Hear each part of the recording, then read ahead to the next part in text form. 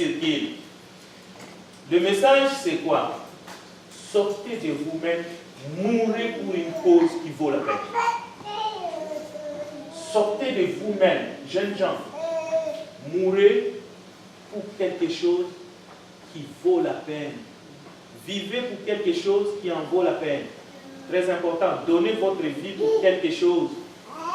Sinon, vous gâchez votre vie. L'évangile, ce n'est pas quelque chose qu'il faut jouer avec, qu'il faut blaguer avec, que vous écoutez et vous ne bougez pas. Non. Abandonnez les autres trucs. Il y a beaucoup de trucs pour lesquels nous sommes attachés. Abandonnez ces choses. Soyez conscients qu'il y a un enjeu. Il y a une raison pourquoi vous êtes encore dans ce monde. Cette année 2016 ne doit pas ressembler à l'année 2015. Serait catastrophique. Je parle sur le plan de la parole de Dieu, de l'évangélisation des âmes et du salut des âmes, du témoignage de Jésus-Christ. Vous pouvez connaître tout sur beaucoup de choses. Vous pouvez connaître tout sur la mode, le tourisme, les noms des avenues ici dans l'île de Montréal. Vous pouvez connaître tout ce qui se passe à Hollywood. Mais c'est qui en a besoin de ces choses? Qui s'en soucie? Il y a un travail du Seigneur. C'est pour cela que vous êtes là ce matin. Alors, une prière pour cette année et pour ce premier dimanche. Aide-nous, Seigneur. Que le Seigneur nous aide. Que le Seigneur nous aide. Amen. Amen. Et je sais qu'il va nous aider. Est-ce qu'il y a-t-il des questions, des commentaires sur ces... Je viens seulement de vous inciter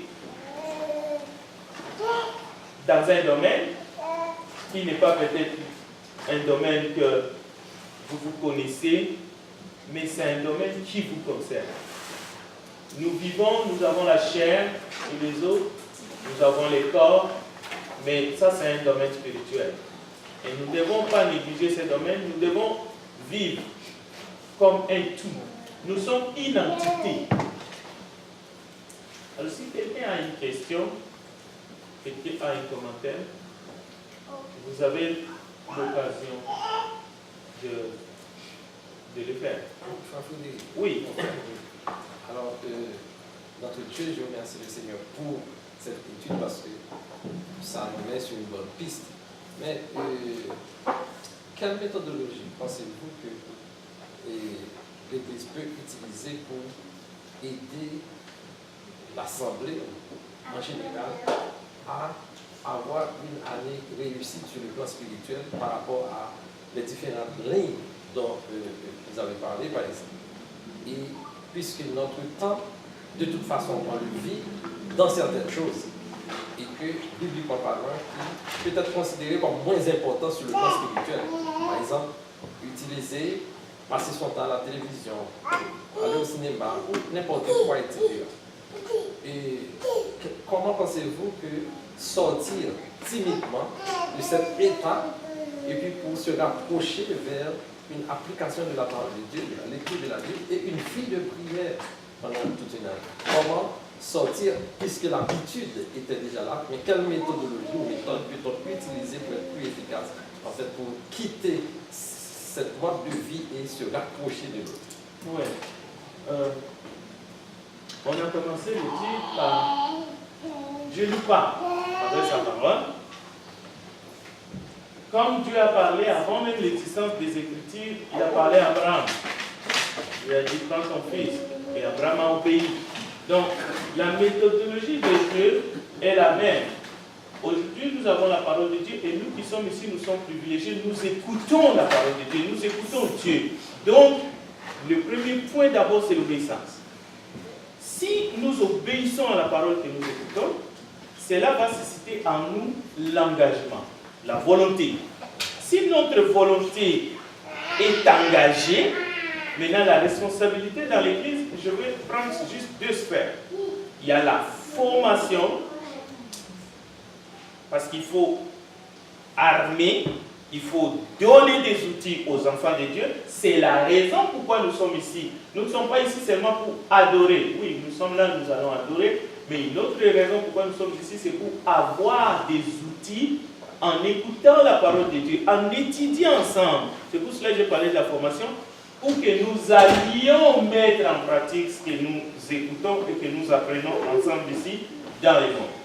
Donc, c'est une question d'obéissance en tant que corps du Christ et une bonne formation qui s'appuie sur la parole qui est la vérité de Dieu pour nous. C'est sur ces deux pistes-là que nous devons saisir. Mais la Bible dit par exemple, oui. C'est Dieu qui met en nous le vouloir et le faire. Amen. Et ça veut dire que on peut vouloir faire quelque chose et pourtant on n'a pas le courage de le faire. Comment lier? C'est Dieu qui met en nous le vouloir et le faire. Comment laisser Dieu en fait nous faire quelque chose de bon en nous? Si on a volonté, mais la capacité nous manque. C'est toujours nous qui bloquons que Dieu ne fasse pas des choses avec nous. Parce que la volonté de l'homme n'est pas quelque chose que Dieu peut violer. C'est toujours nous. Si Dieu a mis en nous l'envie et que nous écoutons Dieu et qu'après nous manquons de courage, c'est nous qui ne voulons pas laisser Dieu agir, nous utiliser au fait. Nous sommes des instruments que Dieu nous utilise. C'est à nous de nous laisser à disposition pour que Dieu se serve de nous et nous donne ses capacités à travers la prière. Oui, frère Mira, je vais laisser frère Mira. Oui, à travers tout ça, c'est que pour aller vers l'avant, ça prend de l'engagement. S'il n'y a pas d'engagement, si les membres ne se décident pas, alors tu ne peux pas aller nulle part. La volonté, l'engagement de notre volonté, Dieu va travailler. C'est l'engagement. C'est ça qui manque. Les dons sont là, sont endormis. Si on s'asseyait seulement en famille et qu'on organisait quelque chose ici, tu vas voir comment on va partir. Il y a tellement de talents qui sont là, tu ne peux pas imaginer que Dieu a dit. Si je comprends bien, Ouais. Et à vous écouter, c'est nous qui nous commandons. Le libre arbitre que nous avons, que Dieu nous a donné, ce n'est pas une bonne chose. Non, c'est la meilleure des choses qui existent. Parce que sans ces libres arbitres, Dieu ne serait pas Dieu. Il serait un despote, un dictateur, tout ce que vous voulez. Parce que Dieu veut un amour vrai, un amour qui vient, un amour vrai. Ça dit que tu choisis de l'aimer. Pas parce que lui te pousse de l'aimer. Ah, c'est ça le secret du libre arbitre. C'est pour que Dieu soit véritablement ce Dieu-là d'amour. Et pas un Dieu qui a créé des robots. C'est la meilleure des choses. C'est pour cela que beaucoup pensent aussi que l'arbre de la connaissance du bien et du mal dans les jardins, c'était un piège. Pourquoi il a mis ça? Non.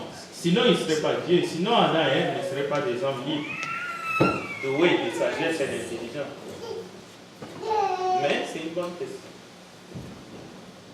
Alors, merci de votre participation. Il reste 10 minutes, mais on va continuer, c'est sûr, sur ce sujet. Mais Dieu attend toujours votre engagement et mon engagement aussi pour cette année 2016. C'est pour ça qu'il nous la donne. Amen. Amen. Bienvenue.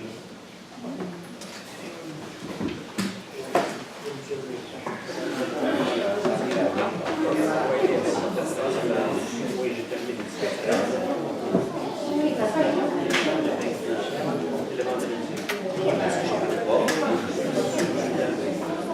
Ok.